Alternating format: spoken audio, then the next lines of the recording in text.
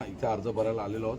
सगळ्या कुठल्याही प्रकारचा गोंगाट नारेबाजी न करता शांततामय पद्धतीने प्रशासनाने आणि निवडणूक आयोगाने ठेवलेली प्रक्रिया पूर्ण करावी असा निर्णय झाला आणि शिवसेनेतर्फे महापौर म्हणून शर्मिला पिंपळकर यांचा अर्ज भरण्यात आला आणि भारतीय जनता पार्टीला उपमहापौरपद हे मिळालेलं आहे आणि त्यानुसार आमचे ज्येष्ठ नगरसेवक कृष्णा दादू पाटील यांचा अर्ज या ठिकाणी भरण्यात आला आहे आणि अजून तरी कोणाचे अर्ज आलेले नाही आहेत.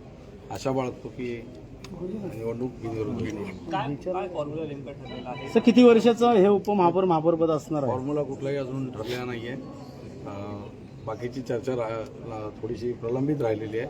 अजितदादांचं आकस्मिक निधन झाल्यामुळे मध्ये चर्चेंना विराम मिळाला होता, परंतु युतीत राहावं हे मात्र ठरलेलं असल्यामुळे तुर्तास आम्ही उपमहापौरपद घेतलेचा अर्ज भरला आहे आणि बाकीच्या चर्चा वरिष्ठ पातळीवर मुख्यमंत्री आणि उपमुख्यमंत्री यांच्या पातळीवर होऊन प्रत्येक महापालिकेतलं संख्याबळ पक्षबलाबल पाहून त्यानुसार पदांची संख्या ठरेल. तर स्टँडिंग असेल, सभागृह नेते असेल, परिवहन असेल, शिक्षण मंडळ असेल, अनेक प्रभाग समितीचे खाते देखील आपल्याकडे असावे असं देखील आग्रह होता. ज्या मागण्या आमच्या आहेत त्या सर्व ठेवलेल्या आहेत.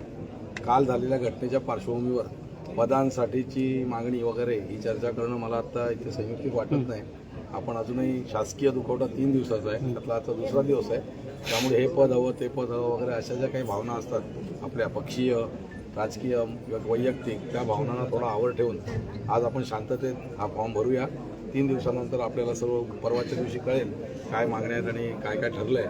परंतु अजून तसं काही कुठल्या गोष्टीवर शिक्कामोर्तब झालं नाही, कारण मध्ये 2 दिवस अचानक चर्चांना विराम मिळाला होता. पण उपमहापौरपद किती वर्षासाठी काय असं काय? उपमहापौर 2.5 वर्ष असतात. सर्वसाधारणपणे 1.25 वर्ष पहिलं भारतीय जनता पार्टीला मिळेल असं प्राथमिक ठरलंय.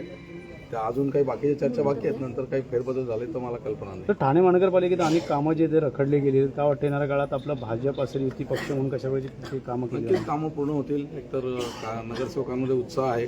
4 वर्षाचा मोठा मेगा ब्लॉक हा घेतलेला होता आणि तो आता संपून नवीन उत्साहाने सर्व नगरसेवक नव्याने निवडून आलेले हे कामाला लागणार आहेत.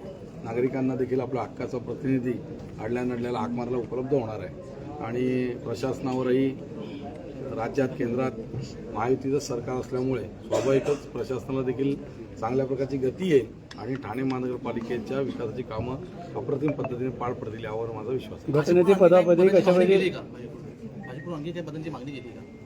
नाही, मी मगाशी म्हटलं ही चर्चा झालेली आहे, परंतु आता हे पदांच्या मागण्या वगैरे हे आजच्या दिवशी करणं मला तेवढं संयुक्तिक वाटत. गटनेते पदाची कशी पकड असणार आहे महापालिकेवर? गटनेता हा पक्षाचा मुख्य शंकाशी इथे उभे आहेत, ते गटनेते आहेत आमचे आणि गटनेत्यालाही सर्वाधिकार असतात. गटनेता हा व्हीप बजावतो. गटनेता जी भूमिका सांगतो ती सभागृहात आपल्याला फॉलो करावी लागते आणि गटनेत्याची भूमिकाही अंतिम असते. पक्षाची जी काही शिस्त आहे आणि पक्षाचे धोरणात्मक निर्णय हे सभागृहात वेळेवर घेणे हे सर्व गटनेत्याला अधिकार आहेत. त्यामुळे गटनेत्याच्या आदेशाचं आपोआपच सर्व नगरसेवक पालन करतात, त्याला ते अधिकार दिलेले असतात. कृष्णा पाटील एक नवीन चेहरा समोर आणलेला आहे.